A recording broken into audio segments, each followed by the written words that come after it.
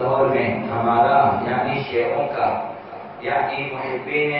اہل بیت اطہار کا یعنی منتظرین آقا امام زمان علیہ السلام کا منتظرین ظہور کا سب سے اہم ترین وظیفہ کیا ہے؟ سب سے اہم ترین ذمہ داری کیا ہے؟ سب سے مہم اور اہم ترین واجب ترین ذمہ داری حجت خدا کی معرفت ہے، آقا امام زمان کی شناخت ہے اور کسب معرفت آقا امام زمان کے حوالے سے بالخصوص اور باقی ائمہ اطہار کے حوالے سے بالعموم واجب ترین وظیفہ ہے ہم سب کا۔ ہمارے تمام اعمال اسی سے مربوط ہیں، ہماری نجات اسی مسئلے سے متعلق ہے اور اسی سے مربوط ہے۔ یہ معرفت شرط ہے، شرط قبولیت عمل، شرط نجات ہے، شرط سعادت و کامیابی۔ لہذا اس مسئلے پہ جدیت کے ساتھ، سختی کے ساتھ، سنجیدگی کے ساتھ سوچنے کی ضرورت ہے، فیصلہ کرنے کی ضرورت ہے، وقت نکالنے کی ضرورت ہے، پھر عمل کرنے کی ضرورت ہے، پھر حاصل کرنے کی ضرورت ہے۔ نہ کہ صرف آپ سننا کافی نہیں ہے، آپ کو جاننا ہے، سوچنا ہے کہ یہ مسئلہ ایسا ہے جس سے میری دنیا اور آخرت اسی سے مربوط ہے، میری کامیابی کو، میری بدبختی، شقاوت و سعادت سب اسی سے مربوط ہے،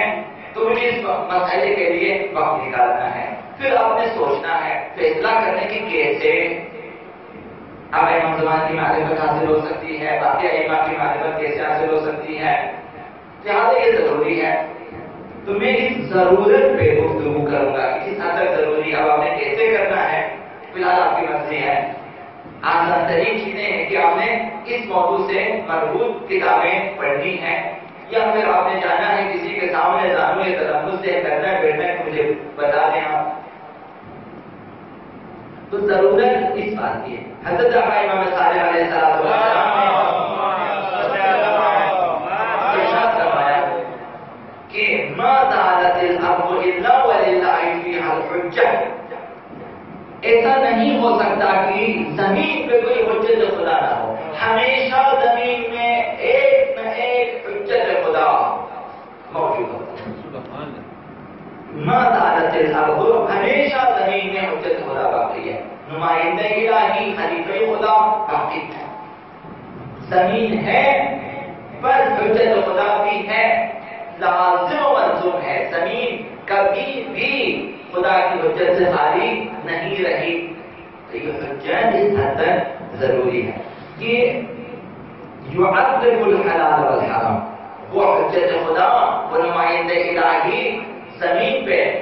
ہے اور کام یہ ہے کہ خدا کے حلال و حرام کو بیان کرے، ہمیشہ موجود ہے۔ وَيَدْعُ النَّاسَ إِلَىٰ سَبِيلِ اللَّهِ، اور لوگوں کو راہ خدا کی طرف دعوت دے گا۔ ایسی ہستی اور ایسا خلیفہ،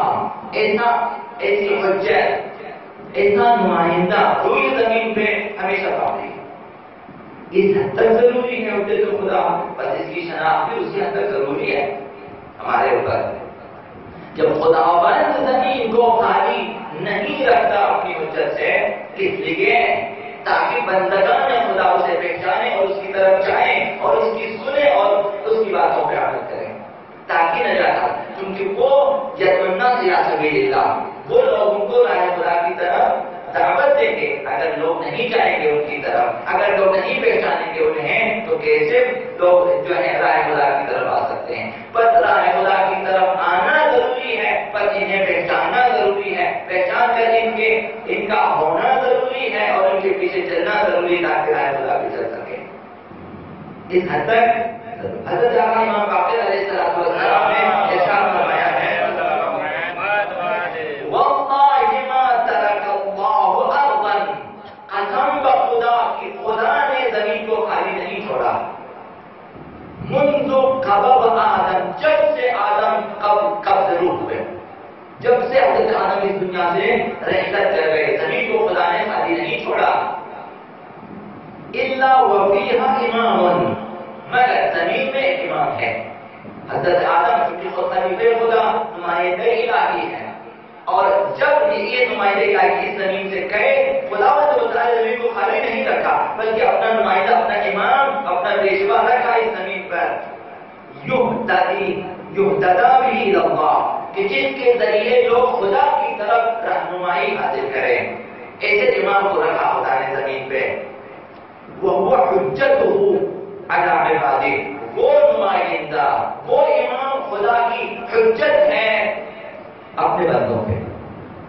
ہمیشہ زمین میں ایسا امام رہا ہے۔ وَلَا تَبْقَى الْأَرْضُ بِغَيْرِ إِمَامٍ، اللہ پاک نے فرمایا کہ زمین بغیر حجت خدا کے، بغیر امام کے، بغیر نمائندہ الہی اصل باقی رہ نہیں سکتی، ناممکن ہے، محال ہے۔ اصلا خدا کی سنت بھی یہ چیز نہیں ہے کہ زمین ہو اور زمین پہ خدا کا نمائندہ ہو، یہ نہیں ہو سکتا ہے۔ فرمایا کہ وَلَا لَا تَبْقَى الْأَرْضُ بِغَيْرِ إِمَامٍ، بغیر امام کے زمین باقی نہیں رہتی۔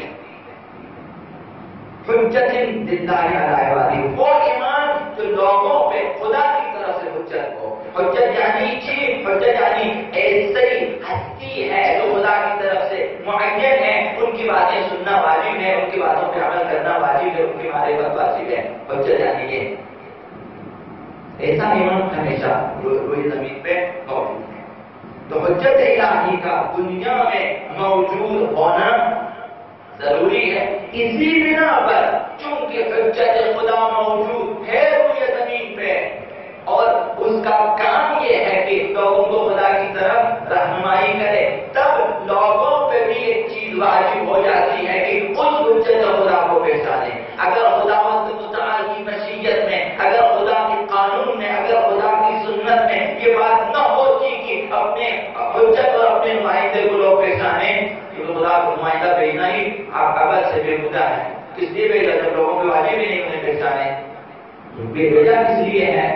بھیجا اسی لیے ہے، لوگوں کے لیے بھیجا ہے۔ جب لوگوں کے لیے بھیجا ہے تو لوگوں کے واجب ہے کہ ان کی سنیں،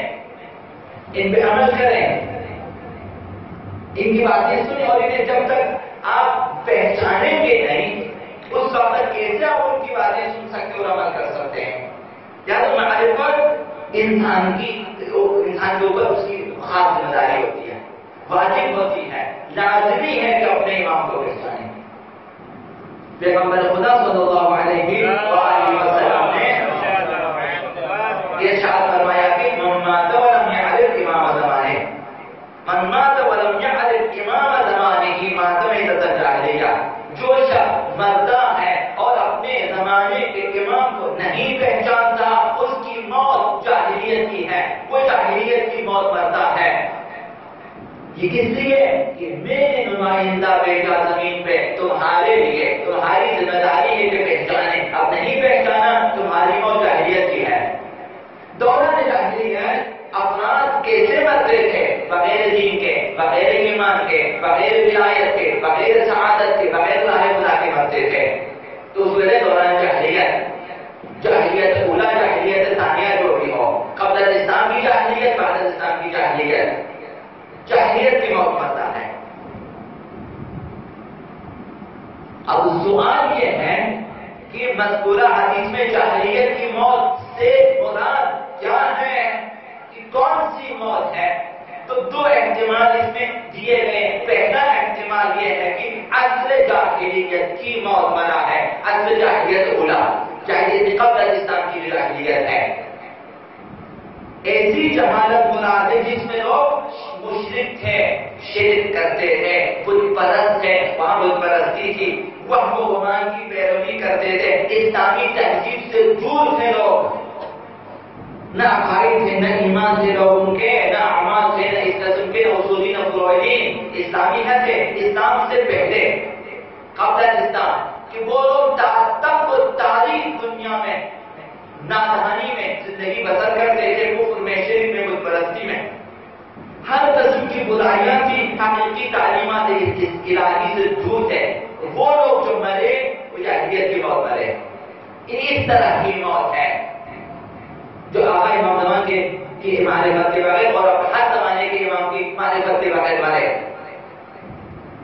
اس کی موت یہی جاہلیت۔ یہ پہلا احتمال۔ دوسرا احتمال ایسی موت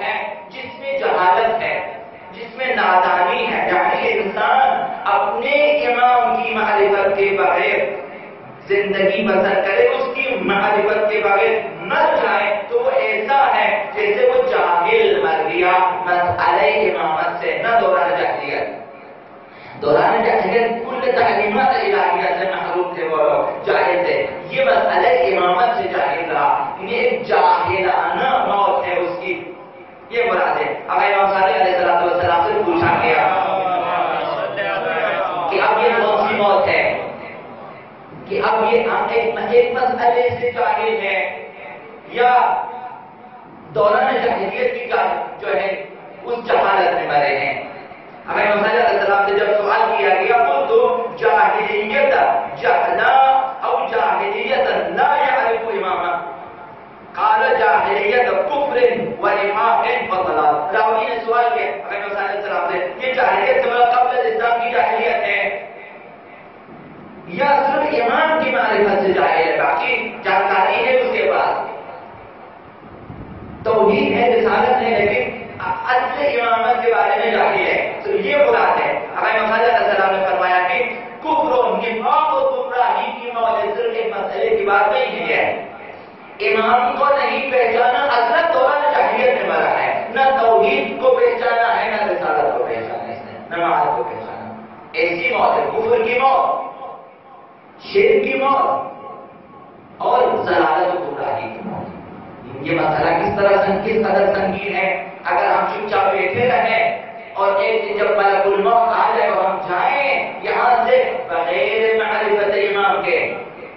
ہماری روح قبض کیا ملک الموت نے، اسرائیل نے لے لیا، ہماری روح کے ساتھ امام کی معرفت نہیں ہے، امام زمانہ کی معرفت نہیں ہے، تو پھر یہی جاہلیت کی موت ہے۔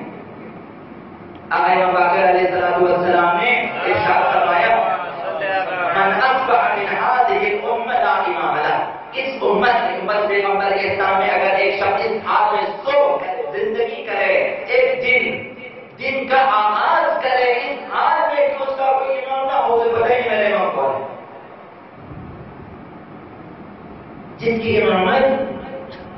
من اللہ عز وجل ظاہر و عادل، ایسا امام جو خدا کی طرف سے ہو اور ظاہر و عادل ہو، ظاہر یعنی اس کے لیے مشہود ہے، اس کے لیے معلومدار ہے، مبرہن ہے، مدلل ہے، وہ امام جس کے بارے میں دلیل ہے، اس کے پاس برہان ہے، اس کے پاس منطق ہے، اس کے پاس شناخت ہے، اس کے پاس ایسا امام جو ظاہر بھی ہو، عادل بھی اور میں جانبدہ بھی ہو۔ ہمیں واقعی بتایا کہ جو شخص ایسا امام نہ رکھتا ہو اور وہ صبح کرے ایک دن کا آغاز کرے اس طرح سے اصبح ضالا تائها، تو اس نے گمراہی اور گمشدگی میں صبح کی ہے، وہ خود گمراہ ہے اور خود گمشدہ ہے، گویا یہ خود گم ہو چکا ہے، بغیر معرفت امام انسان یعنی گمگشتہ ہے، دائما گمگشتہ ہے، وہ گمراہ ہے، وہ اس حد تک یہ مسئلہ ضروری ہے۔ فرمایا کہ اس حال میں صبح کی اس نے کہ وہ اپنے امام کی خبر نہیں رکھتا کہ میرا بھی کوئی امام ہے، معصوم ہے، خدا کی طرف سے اس کے بارے میں نہیں جانتا، ایمان نہیں رکھتا، اگر یہ مر جاتا ہے وہ امات علی هذه الحالة، اگر اسی حالت میں مر جاتا ہے مات میتۃ کفر و نفاق، یہ شخص کفر کی موت مرا ہے، یہ شخص منافق مرا ہے۔ امام کی معرفت اس قدر ضروری ہے، اس لیے عرض کر رہا ہوں کہ پڑھیں سنیں مختلف امامت کے موضوع پہ جتنے آپ کو تقریریں خطبات ملے، پڑھیں کتابیں ملے، پڑھیں تاکہ آپ کے یہ مسئلہ روز روشن کی طرح واضح ہو جائے کہ میرے ائمہ کون ہیں اور کن کی میرے اطاعت اور اس وقت میرے اوپر کن کی اطاعت واجب ہے۔ فرمایا اسی امام نے اسی حدیث میں راوی سے وعلم یا محمد، اے محمد، راوی محمد بن مسلم ہے، اس کہتے ہیں امام نے فرمایا کہ جان لو ان ائمۃ الجور و اتباعہم، کچھ ائمہ ہیں، ائمہ جور، ائمہ ظلم، ائمہ فساد، ائمہ ستم، یہ پیشوایان ظلم و جور و ستم، لمعفولون عن دین اللہ، ایسے پیشوا جو کہ جور ستم رکھتے ہیں،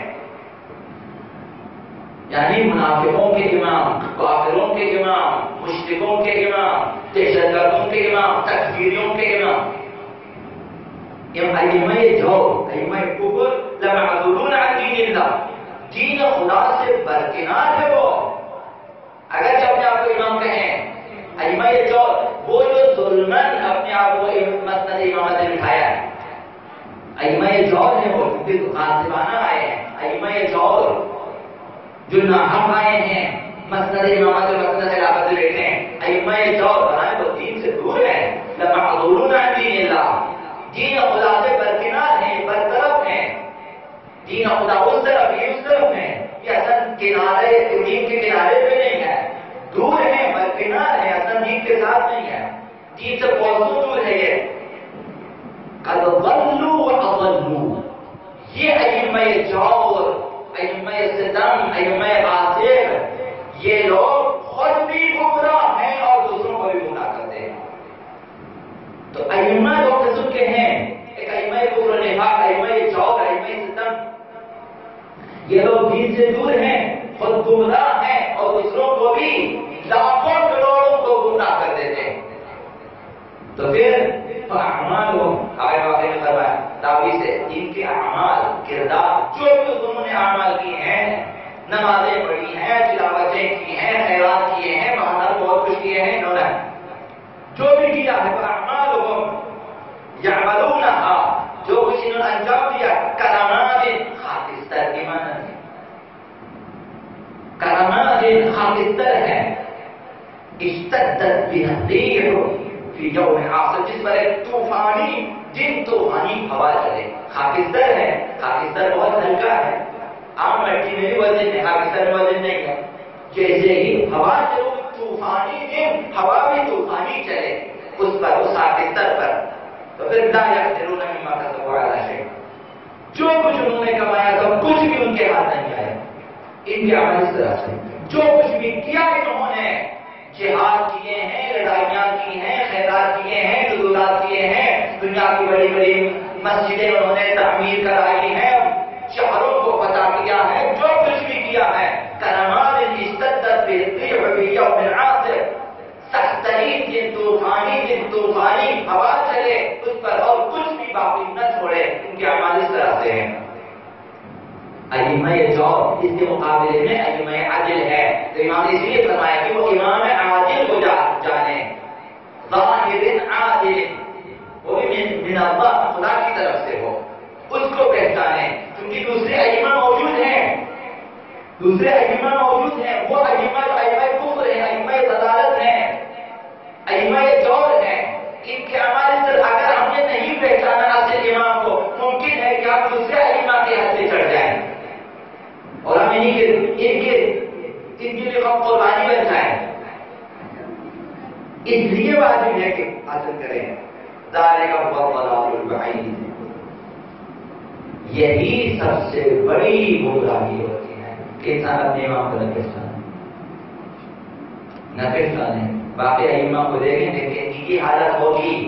کچھ بھی ان کے ہاتھ نہیں آئے گا، دین سے بھی دور ہیں، خود بھی گمراہ ہیں، دوسروں کو بھی گمراہ کرتے ہیں، اور جو کچھ کیا ہے وہ بھی ان کے ہاتھ میں نہیں رہنے والا۔ اپنے امام کو پہچانیں، معصوم امام کو پہچانیں، عادل امام کو پہچانیں، ظاہر امام کو پہچانیں، ناصر امام کو پہچانیں، حی امام کو پہچانیں، تاکہ اس کی سنیں، امام حق کو پہچانیں جو خدا کی طرف سے ہو، تاکہ ان ائمہ سے آپ دور رہیں، تاکہ ائمہ برحق کی طرف آ سکیں، یہ ضروری ہے۔ تو مذکورہ حدیث اس بات کی نشاندہی کرتی ہے کہ امام معصوم کی معرفت بہت اہمیت کے حامل ہے، بہت زیادہ، بس ہر انسان مرد ہو یا عورت اپنے امام زمان کی معرفت حاصل کرنا ان کے لیے ضروری ہے، اپنے امام کی معرفت، منزلت امام کی معرفت، ہدف امام کی شناخت واجب ہے، پھر اس کے ساتھ راہ ہو، رسم امام کو، سنت امام کو، طریقہ امام کو پہچانیں اور پھر کمال نہاری کی طرف چلیں، کمال الہی نہاری کی طرف، کمال معنوی کی طرف، کوئی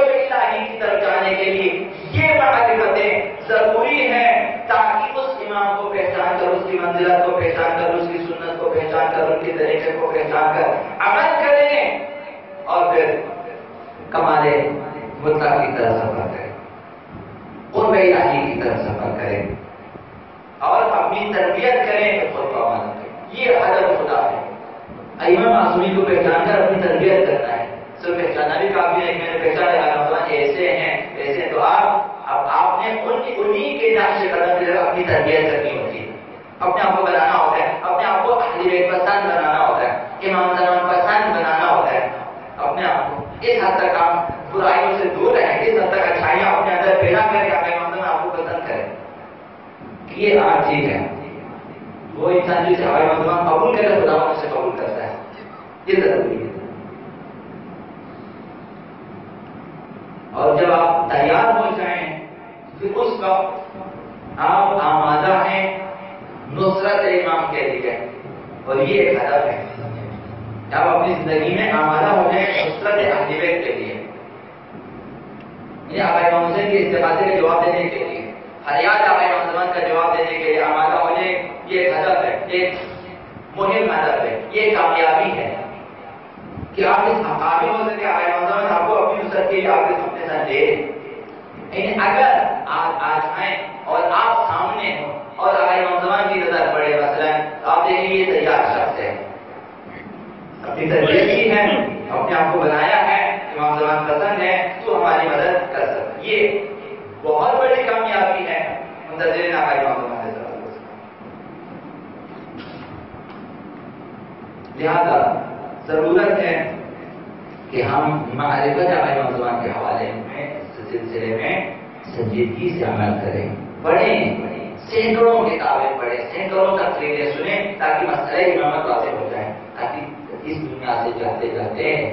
ہمارے ہاتھ خالی نہ ہو، ہاتھ خالی ہو جائیں گے، آپ اپنے اعمال پہ نہ جائیں۔ اعمال بشرط